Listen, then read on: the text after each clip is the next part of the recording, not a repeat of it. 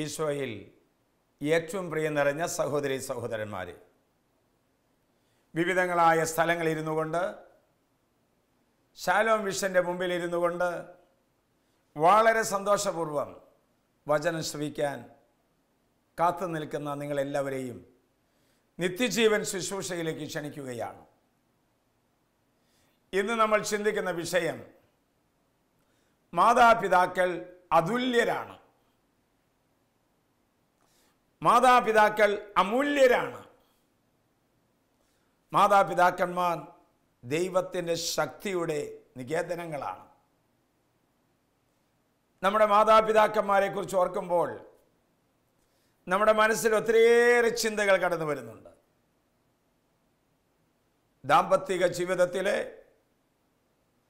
പരമമായ യോഗ്യത എന്ന് പറയുന്നത് ഉന്നതമായ ബിരുദമോ ഉന്നതമായ ശമ്പള നിരക്കുകളോ ആർഭാടമായ ഭവനങ്ങളോ ഇതൊന്നുമല്ല. മറിച്ച് സ്നേഹം, വിശ്വസ്തത, സൗമ്യത, വിട്ടുവീഴ്ച, പങ്കുവെക്കൽ, ഇതൊക്കെ ഓരോ മാതാപിതാക്കന്മാരുടെയും സ്വർണ്ണ തൂവലുകളായി ഞാൻ കാണുകയാണ്. വചനം തരുന്നു. എഫേസ്യർക്കാർക്ക് എഴുതിയ ലേഖനം 1-ാം അധ്യായം 4-ാം വാക്യത്തിൽ നാം വായിക്കുന്നു, തൻ്റെ മുൻപാകെ സ്നേഹത്തിൽ പരിശുദ്ധരും നിഷ്കളങ്കരുമായിരിക്കുവാൻ വേണ്ടി ലോകസ്ഥാപനത്തിന് മുൻപ് തന്നെ യേശു ക്രിസ്തുവിൽ തിരഞ്ഞെടുക്കപ്പെട്ടവരാണ് നമ്മൾ. സ്നേഹത്തിൽ പരിശുദ്ധരും നിഷ്കളങ്കരുമായിരിക്കുവാൻ കുടുംബമാകുന്ന ദൈവാലയത്തിലെ പുരോഹിതരാണ് അപ്പനും അമ്മയും. മാതൃത്വവും പിതൃത്വവും ഒരു ഉത്കൃഷ്ടമായ ദാനമാണ്, അതിശ്രേഷ്ഠമായൊരു പദവിയാണ്, അതിശ്രേഷ്ഠമായൊരു സ്ഥാനമാണ്. അത് നിങ്ങൾ ആഘോഷിക്കണം, നമ്മുടെ കുടുംബത്തിലും നമ്മുടെ ജീവിതത്തിലും.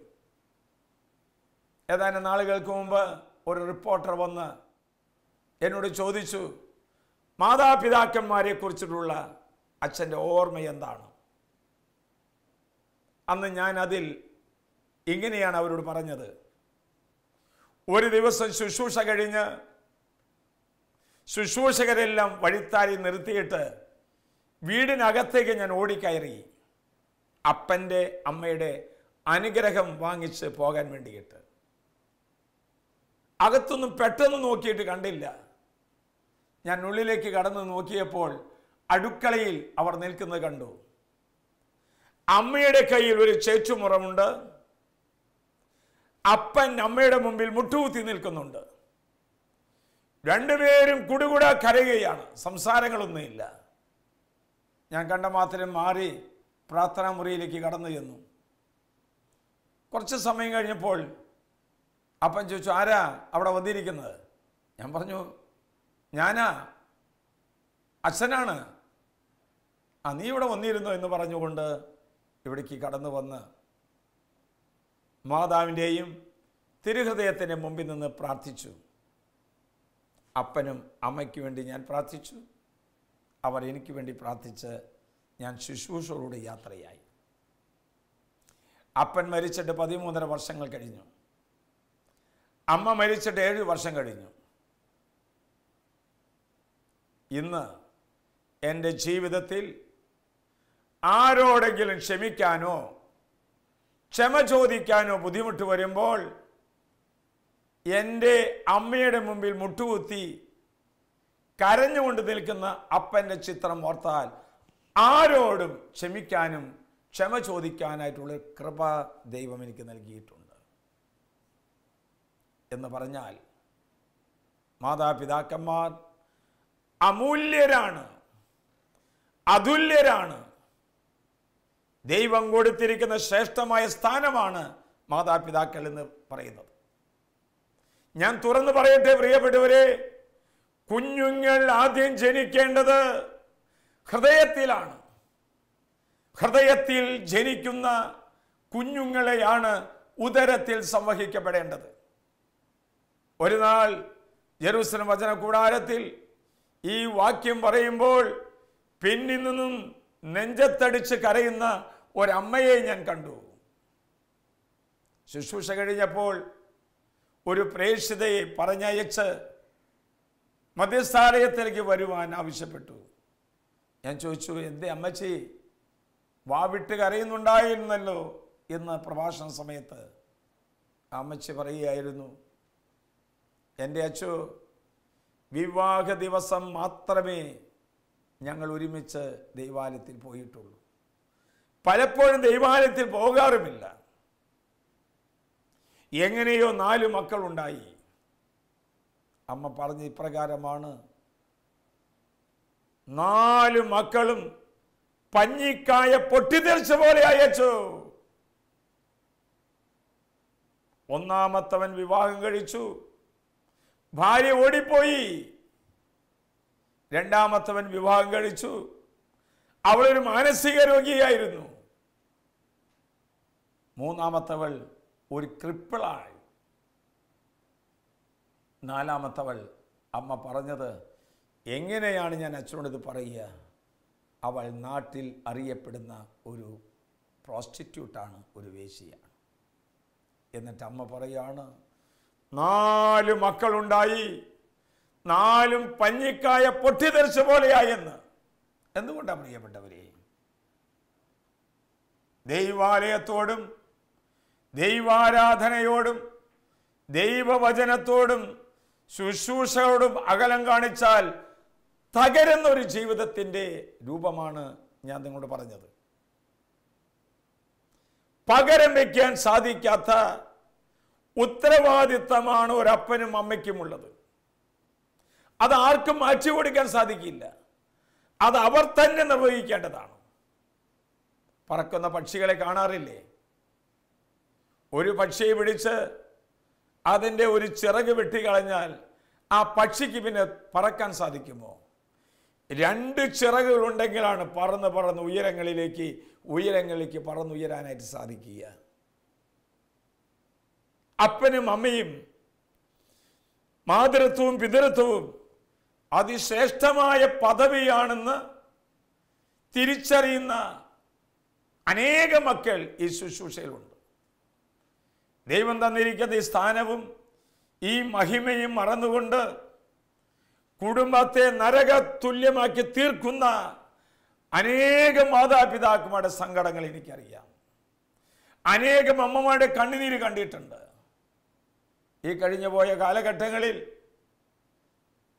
എൻ്റെ മുമ്പിൽ വന്ന് കരഞ്ഞു നിന്ന ഭാര്യമാർ, കരഞ്ഞു നിന്ന ഭർത്താക്കന്മാർ, പൊട്ടിക്കരഞ്ഞ മക്കളുടെ ഹൃദയത്തിൻ്റെ ഗൽഗതങ്ങൾ മനസ്സിൽ അടക്കി പിടിച്ചുകൊണ്ടാണ് ഞാൻ നിങ്ങളോട് ഇപ്പോൾ പങ്കുവെച്ചുകൊണ്ടിരിക്കുന്നത്. ഞാൻ പറയട്ടെ പ്രിയപ്പെട്ടവരെ, അപ്പൻ കുടുംബത്തിൻ്റെ അപ്പമായി തീരണം. അമ്മ കുടുംബത്തിൻ്റെ പ്രാർത്ഥനയായി മാറണം. ഒരു കുടുംബത്തിന് വേണ്ടി അപ്പൻ അധ്വാനിച്ച് പാടുപെട്ട് വിയർത്ത് ഒലിച്ച് അധ്വാനിക്കുന്നത് ആ കുടുംബത്തിൻ്റെ അപ്പമായി തീരാൻ വേണ്ടിയിട്ടാണ്. പ്രിയപ്പെട്ടവരെ, വചനം നമ്മെ പഠിപ്പിച്ചു തരുന്നു, കുടുംബത്തിൻ്റെ വിളക്കാണ് അമ്മ, കുടുംബത്തിൻ്റെ പ്രാർത്ഥനയാണ് അമ്മ. ഈ അമ്മയിൽ നിന്നാണ് കുഞ്ഞുങ്ങൾ ഞങ്ങളുടെ ജീവിതത്തെ കരുപ്പിടിപ്പിച്ചെടുക്കുന്നത്. ഒരിക്കൽ ജെറുസലേം വചന കൂടാരത്തിൽ SLC +2 കുട്ടികളുടെ പഠന പരീക്ഷ വിഷയത്തിൽ പങ്കെടുത്ത ആ കുഞ്ഞ് സാക്ഷ്യം പറഞ്ഞത് ഞാൻ ഓർക്കുന്നുണ്ട്. എനിക്ക് പ്രാർത്ഥിക്കുന്ന ഒരമ്മയുണ്ട്. ഞങ്ങളുടെ വീടിൻ്റെ അടുത്തുള്ള ദൈവാലയത്തിൽ പോയി ദിവ്യകാരുണ്യനാഥൻ്റെ സന്നിധിയിലിരുന്ന് പൊട്ടിക്കരഞ്ഞ് പ്രാർത്ഥിക്കുന്ന ഒരു അമ്മ എനിക്കുണ്ടച്ചു. ഓരോ പ്രഭാതത്തിലും ദൈവാലയത്തിൽ പോയി എനിക്ക് വേണ്ടി ബലിയർപ്പിക്കുന്ന ഒരു അപ്പനും ഉണ്ടായതുകൊണ്ടാണ് SLC പരീക്ഷയിൽ എനിക്ക് ഫുൾ A+ കിട്ടാനിടയായത്. വിജയത്തിൻ്റെ കൽപ്പടവുകൾ എന്ന് പറയുന്ന പുസ്തകത്തിനകത്ത് അത് ആലേഖിതമാക്കിയിട്ടുണ്ട്.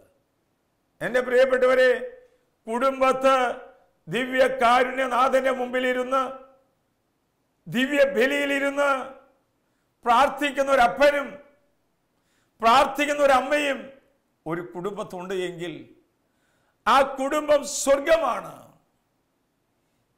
ഓരോ അപ്പനും അമ്മയും ഒരു ഓട്ടക്കാരനെ പോലെയാണെന്ന് ഞാൻ വിചാരിക്കുകയാണ്. ദീപശിഖ മാറി മാറി കൊടുത്തു പോകേണ്ടവരാണ് അവർ. തൻ്റെ മക്കൾക്ക്, പേരക്കുട്ടികൾക്ക്, തലമുറകൾക്ക് ദീപശിഖ മാറിക്കൊടുക്കേണ്ടവരാണ്. ഓട്ടക്കളത്തിൽ നമ്മൾ കണ്ടിട്ടുണ്ടല്ലോ, റിലേ റേസ് കാണുമ്പോൾ ഒന്നാമത്തവന്റെ ഓട്ടം വളരെ പ്രധാനപ്പെട്ടവരാണ്. അവൻ മുൻപന്തിയിൽ ഓടി രണ്ടാമത്തവന്റെ കയ്യിലേക്ക് കൊടുക്കുകയാണ്. രണ്ടാമത്തവന്റെ കയ്യിൽ കിട്ടുമ്പോൾ ശീഘ്രമായി അവരും ഓടുകയാണ്. 4 പേരും ഒറ്റക്കെട്ടായി വിജയത്തെ ലക്ഷ്യമാക്കി ഓടുമ്പോഴാണ് അവൾ മത്സരക്കളത്തിൽ സമ്മാനാർഹമായി തീരുന്നത്. ഇതുപോലെ തന്നെയാണ് ഒരു ഓട്ടക്കാരൻ ദീപശിഖ മാറുന്ന പോലെയാണ് അപ്പനും അമ്മയും കൊടുക്കുന്ന വിശ്വാസത്തിന്റെ ദീപശിഖ, പ്രാർത്ഥനയുടെ ദീപശിഖ, വിശുദ്ധിയുടെ ദീപശിഖ ആ മക്കൾക്ക് എന്തുമാത്രം തീഷ്ണതയോടെ, എന്തുമാത്രം ഉത്സാഹത്തോടെ കൊടുക്കുന്നുവോ അതിനനുസരിച്ചിട്ടാണ് അവിടെ ജീവിതത്തിൽ വിജയം കൈവരിക്കാൻ സാധിക്കുന്നത്. അതുകൊണ്ടാണ് പൗലോസ് പറയുന്നത്, സ്നേഹത്തിൽ പരിശുദ്ധരും നിഷ്കളങ്കരുമായിരിക്കുവാൻ.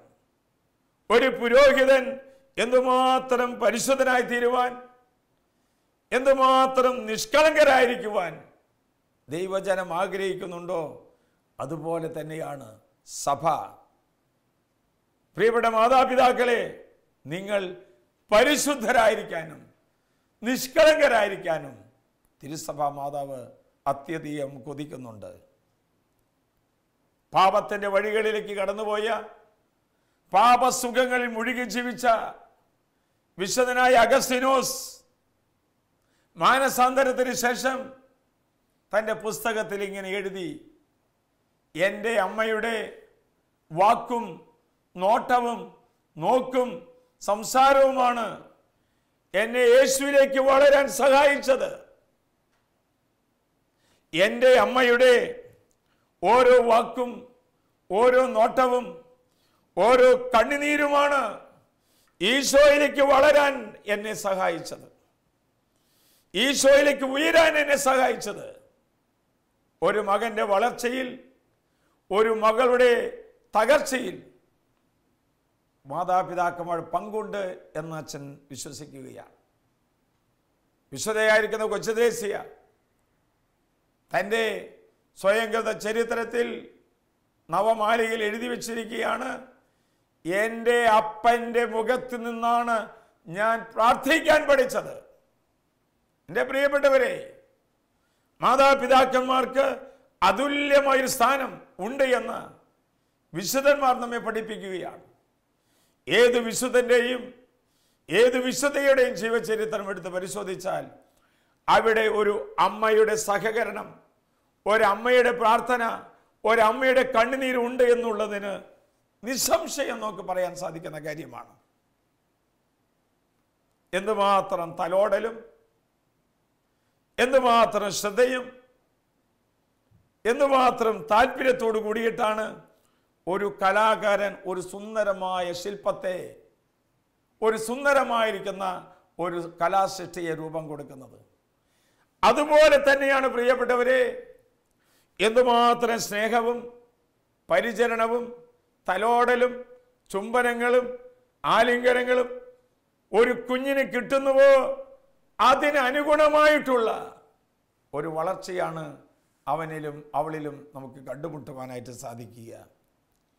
എന്ന് പറഞ്ഞാൽ മക്കളെ സ്വാധീനിക്കുന്ന ദൈവിക ശക്തിയാണ് മാതാപിതാക്കന്മാർ. അതുകൊണ്ട് മാതാപിതാക്കന്മാർ ഒരു അധ്യാപകരെ പോലെ മക്കളെ പഠിപ്പിക്കണം. ശരീരത്തിൻ്റെ വിശപ്പകറ്റാൻ ഭക്ഷണം കൊടുക്കുന്ന പോലെ,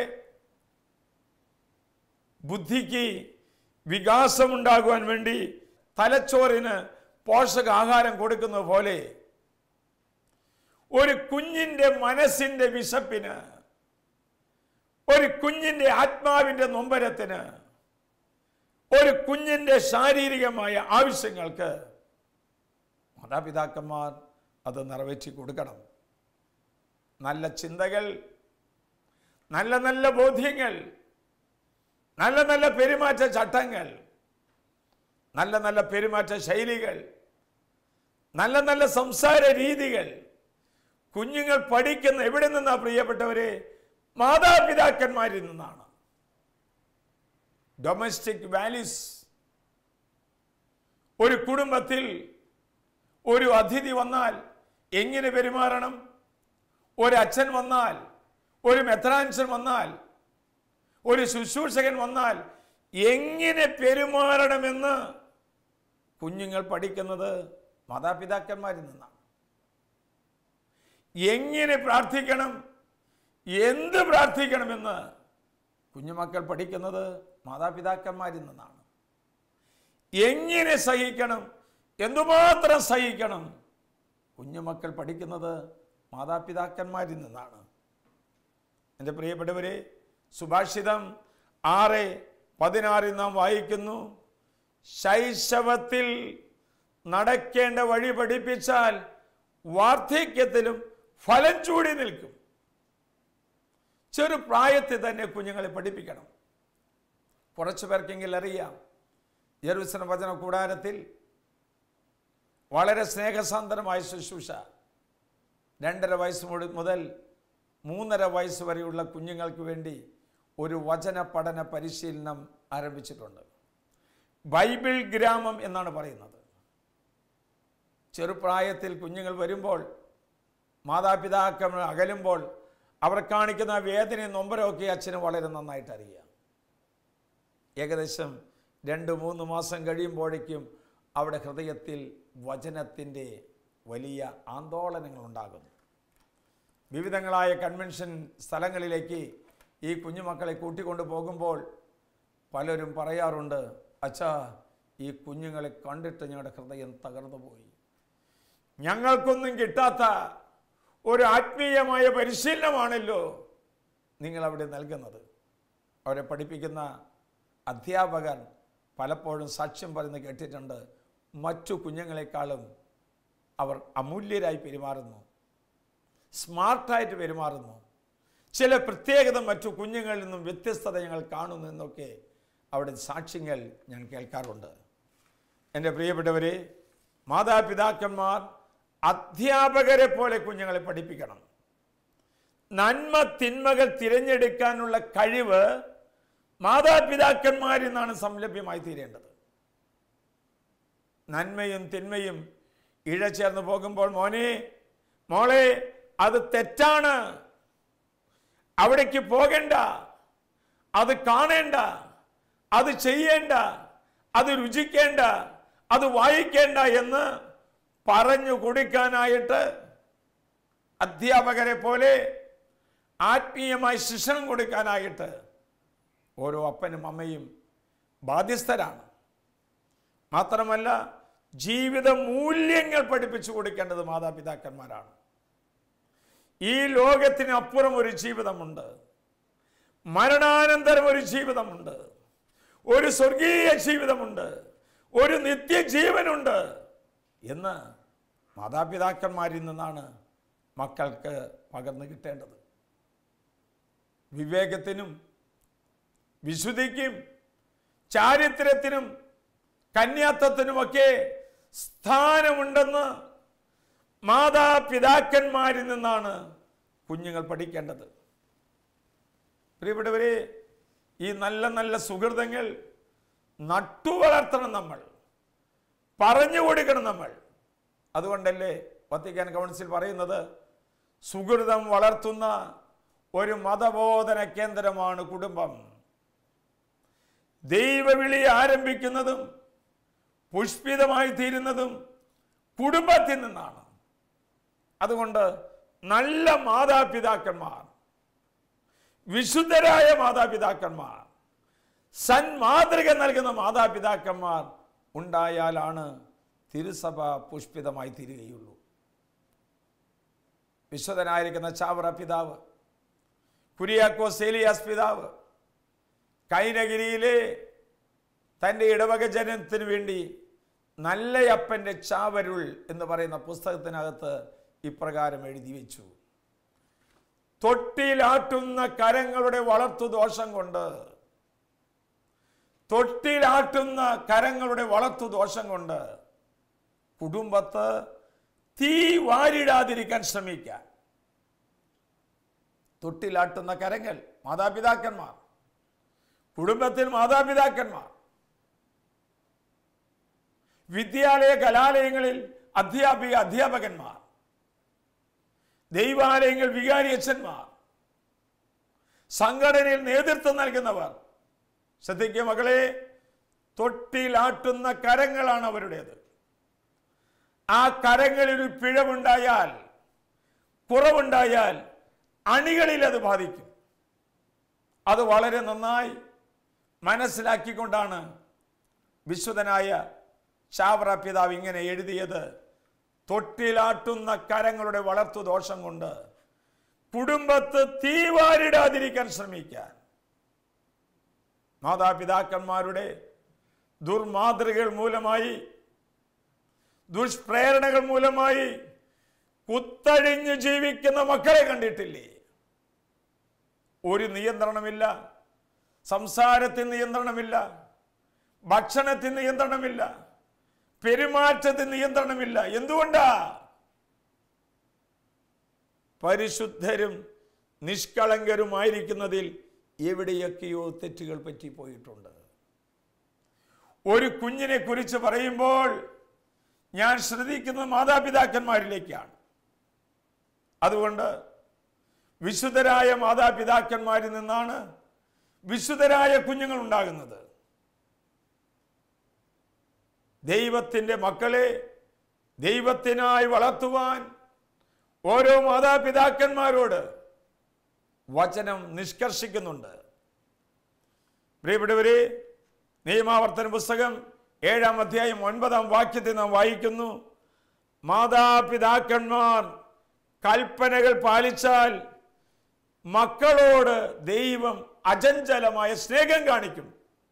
അഗൈൻ, മാതാപിതാക്കന്മാർ ദൈവത്തിൻ്റെ കൽപ്പനകൾ പാലിച്ചാൽ, അതിന് വില കൊടുത്താൽ, അതിന് പ്രാധാന്യം കൊടുത്താൽ, വചനം പറയുന്നു മക്കളോട് അചഞ്ചലമായ സ്നേഹം കാണിക്കും. വീണ്ടും മാതാപിതാക്കന്മാർ ദാനം ചെയ്യുന്നവരാണെങ്കിൽ അവരുടെ മക്കൾ അനുഗ്രഹീതരായി തീരും. കൊടുക്കുവാൻ, കൊടുത്തു വളരുവാൻ, നമുക്കുള്ളതിൽ നിന്ന് പങ്കുവയ്ക്കാൻ ഒരു അപ്പനും അമ്മയും ശ്രമിക്കുമെങ്കിൽ അവരുടെ മക്കൾ അനുഗ്രഹീതരായി തീരുമെന്ന്. അവ ഭിക്ഷ യാചിക്കേണ്ടി വരികയില്ല, തെണ്ടി നടക്കേണ്ടി വരികയില്ല. വീണ്ടും വചനം പറയുന്നു, സുഭാഷിതം 14:26 നാം വായിക്കുന്നു: മാതാപിതാക്കന്മാർ ദൈവഭക്തരാണെങ്കിൽ മക്കൾക്ക് ദൈവമാണ് അഭയസ്ഥാനം, മറ്റൊരു സ്ഥലത്തേക്ക് പോകുകയില്ല, തെറ്റായ സ്നേഹബന്ധത്തിൽ പെടുകയില്ല, വഴിപിഴച്ച മാർഗത്തിലേക്ക് പോകുകയില്ല. എന്ത് വേണം? മാതാപിതാക്കന്മാർ ദൈവഭക്തരാകണം. എന്നെ പലപ്പോഴും ചിന്തിപ്പിച്ച വചനമാണ് അപ്പോസ്തല പ്രവർത്തനം 2:39. മാതാപിതാക്കന്മാർ പശ്ചാത്തപിച്ച് പ്രാർത്ഥിച്ചാൽ മക്കൾക്ക് പരിശുദ്ധാത്മാവിനെ കിട്ടുമെന്ന്. പരിശുദ്ധാത്മാവ് ഓരോ കുഞ്ഞുങ്ങളുടെ ഹൃദയത്തിൽ വന്നാൽ അവിടെ ജീവിതം ധന്യമായി തീരും. സങ്കീർത്തനം 34:10: സിംഹക്കുട്ടികൾ വിശന്ന് വലഞ്ഞേക്കാം, എന്നാൽ കർത്താവിനെ അന്വേഷിക്കുന്നവർക്ക് യാതൊന്നിനും കുറവുണ്ടാകുകയില്ല. സിംഹക്കുട്ടികൾ വിശന്ന് വലഞ്ഞേക്കാം, എന്നാൽ കർത്താവിനെ അന്വേഷിക്കുന്നവർക്ക് യാതൊന്നിനും കുറവുണ്ടാകുകയില്ല. നമുക്ക് പ്രാർത്ഥിക്കാം. ദൈവമേ, അവിടുന്ന് ഞങ്ങൾക്ക് നൽകിയ മാതാപിതാക്കന്മാരെ ഓർത്ത് നന്ദി പറയുന്നു. അവിടെ കുറവുകളെ ഓർത്ത് ഞങ്ങൾ ദൈവത്തോട് മാപ്പ് ചോദിക്കുന്നു. അവരിലൂടെ ഞങ്ങൾക്ക് കിട്ടിയ നല്ല നല്ല സുഹൃത്തുക്കളെ ഓർത്തുകൊണ്ട്, പ്രേരണകളെ ഓർത്തുകൊണ്ട് ഞങ്ങൾ അവിടുത്തെ ആരാധിക്കുന്നു, നന്ദി പറയുന്നു. ഞങ്ങളുടെ ഇരുണ്ട വേളകളിൽ മധ്യാഹ്നമായും ഞങ്ങളുടെ മരുഭൂമി പോലുള്ള ജീവിതത്തിൽ മരുപ്പച്ചയായും കടന്നു വന്ന മാതാപിതാക്കന്മാരെ ഓർത്ത് നന്ദി പറയുന്നതോടൊപ്പം അവർക്ക് വേണ്ടി പ്രാർത്ഥിക്കുകയും ചെയ്യുന്നു. ഈ ശുശ്രൂഷയിൽ പങ്കെടുത്തുകൊണ്ടിരുന്ന എല്ലാ മാതാപിതാക്കന്മാരെയും ദൈവകരങ്ങൾക്ക് സമർപ്പിച്ച് ഞാൻ പ്രാർത്ഥിക്കുന്നു. നിത്യം പിതാവും പുത്രനും പരിശുദ്ധാത്മാവുമായി സർവേശ്വര എന്നേക്കും. ആമേൻ.